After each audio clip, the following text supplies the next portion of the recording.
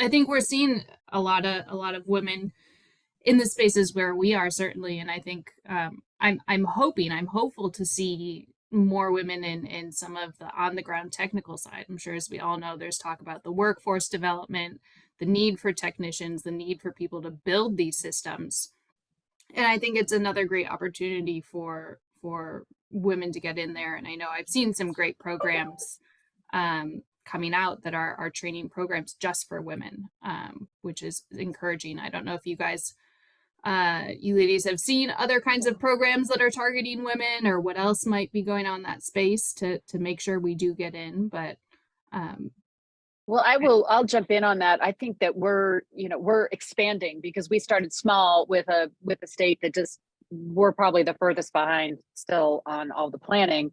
And what I found is that I have really appreciated women project managers who've contacted us for work. They've been assertive, positive, but yet aggressive in helping say, hey, I just saw your broadband board planning meeting with the Idaho State, and that was amazing. And we want to see if we can come to Idaho and help you. I don't know if that was a gender specific phone call or if there was a reason for that, but there was just this level of talent and assertiveness that came through to say, we want to work with you. I just think anybody who is currently in project management and technical project management space, this is a huge opportunity for the next, 5 to 10 years to, it's purpose driven, it's a big industry, and it's a great place to do really solid community work. So we're hiring, and there's a lot of work here in Idaho to be done. absolutely. Yeah, I think I love that purpose driven. I think that is, I've never quite thought about it, of some of the reasons that I absolutely love this industry, but that might be a big one, right? There is definitely a goal to achieve and everybody's working diligently to do it. So giving women, I think, a mission, I set it in front of them, and I think it gets, most of the time it gets done. So I like that a lot, purpose driven. I also think it's accountability for delivery versus bottom line profits, and thinking through, we all are profit driven, and that's, we're a free market capitalist society. But there's also this bottom line. I have philanthropic funders, but they have a bottom line. How many have you connected? I'm like, well, we're not quite there yet, but we're on our way. And they really want that accountability. They also want, again, this sort of compassionate side of affordability. They want the access. They want more kids online. They want more veterans getting telemedicine. They want more seniors getting access to healthcare. So because we work in tandem on that, I just think that we're really focused on getting that work done.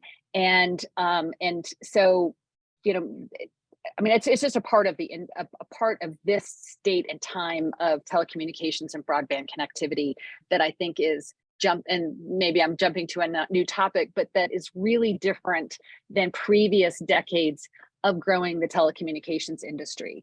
It's really, the growth is going to be enormous, but it's going to be a different business model, and it's going to be more inclusive of communities that weren't part of the conversation before. Yeah, I love that, Christina. But I also think that, if you really want to get women involved in this industry in a way on the technical side that Megan was talking about, we have to break down these stereotypes that we've all been, I'm probably a little bit older than all of you, but my daughter is Botox. It's called Botox. You look so good. Magic. But, my you can't see my Botox bruise. You probably can. In a STEM elementary, she's in kindergarten, right? But she's in a STEM magnet school, and she's all about technology and engineering and math. But when I grew up, and that was that's where my heart was, it was very much discouraged. And so breaking down those stereotypes for women not being able to, girls can't do math is a big thing, right? And so how do we make sure that girls and women are on an equal playing field in the kind of workforce development space? to get into this industry and like welcoming them with open arms. Yeah, I think that's about us, guys. And I'm going to put the accountability on us. It's about us lifting other women up into this industry. Yes. We got into this industry for whatever reason, and we're here. And I have a lot of female executives at Team Utopia. I mean, we have a female NOC manager. She was a network engineer. And I mean, she is amazing. She has red hair or whatever it is of the day. She's like, here I am, and I'm here, and I'm fighting for this network. And we had a female CFO who retired.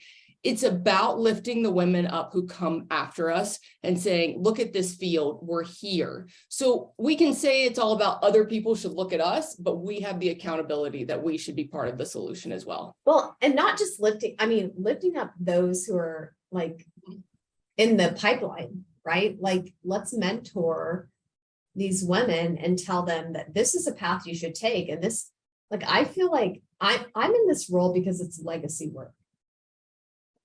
Right? Like, I feel like we are, you know, we electrified our company or our country, we put highways in our country, and now we're doing this work. And like, I feel like it's legacy work. It's exhausting, unappreciated, underpaid, and I love every minute of it. But like, we need to impart the importance and the mission-based, I don't know, like, we can really bring up a new generation to understand the importance of this. But we have to support them, right? Especially on the gender side. Yeah. And I would say that where you're headed on that is that we just need, I would love to see an education, I don't know, curricula program that is not a super degree, but just credits, training. But when you were talking about your STEM daughter, you know, the thing is that the young girls have that we don't have is like a robotics class. Like, if you actually could go and have a robotics class that then dropped you into understanding electrical nodes and engineering and equipment and all of those things. I mean, you could even have an afternoon workshop, but all it needs is you need to understand the mechanics of how broadband is delivered. And then you need to get better and better and better at that so that nobody can fool or kick you in the tail on, you know, contracts, ideas, plans, what, you know, costs. And I think that the idea of just having better training, I think more women from other industries that could apply their senior executive talent or their management talents would be really great for this, because it's like, for all the reasons we've just said, I just think that it's just better understanding the technical engineering components of telecommunications. Yeah, I think we've done one thing that I think the industry struggles with in general is just workforce and workforce demand. And I think, you know, Kim, like, you go to a lot of conferences, it's roughly 5 to 10% women at this point. So although obviously, like, I have a young daughter as well, I don't know that she's exactly STEM minded, but she's a lot of fun.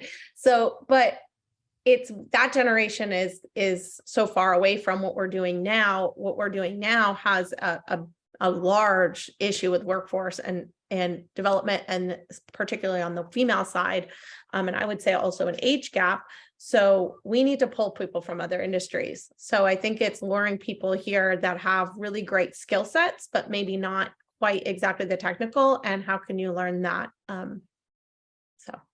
Yeah, I agree with you. I agree with you, Ashley, is that yes, we would love to have our children be learning this now, but it is a problem that we see today. So how can you rise above it? And I'm always a positive person. I'm a solution driven person. So you give me a problem, I'm like, okay, here's the solution. And I think it's not a sexy industry. I think it is a purpose driven industry, but it's not a sexy industry. And so you have to market this industry for what it is, right? It is about future generations. And I think that is the change. And it's not even, I mean, I would love to see more women in this industry. I agree with you, Ashley. I'm at almost every conference, but I also think you have to drive everybody to say it's a purpose driven industry. And I think it is women, but I think it's everyone, that we need to understand this is the connectivity of our future. This is our future generations of what we're doing today and what that leads to.